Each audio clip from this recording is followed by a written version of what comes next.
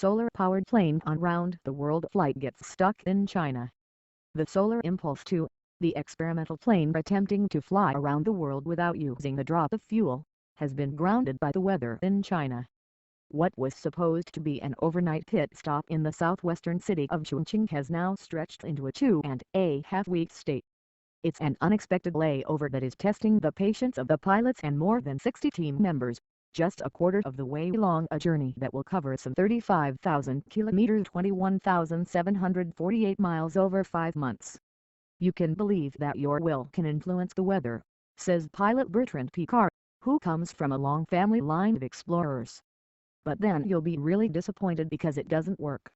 Or you just know that it's an adventure you do with the forces of nature. Picard, along with André Borschberg, a Swiss engineer, are taking turns flying the single-seater aircraft, which took off from Abu Dhabi on March 9 and has successfully flown through Oman, India, and Myanmar. There is much at stake. Their mission, which the pilots say is aimed at proving the power of renewable energy and inspiring innovation, has been 12 years in the making. In many ways, it has become Picard and Borschberg's raison d'etre.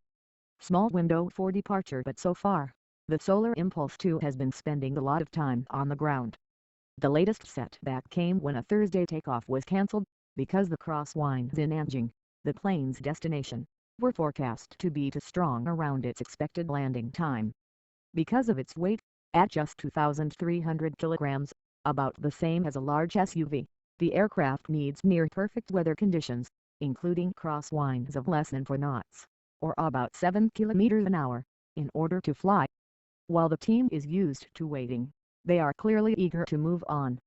Our boss is the sun, says Solar Impulse spokeswoman Claudia Dernat. Dernat says there may be a tiny window ahead, with the next possible departure from Chongqing on Tuesday. It's not good before, and the days after don't look very clear. Even with the delay, Dernat says, the plane technically isn't behind schedule,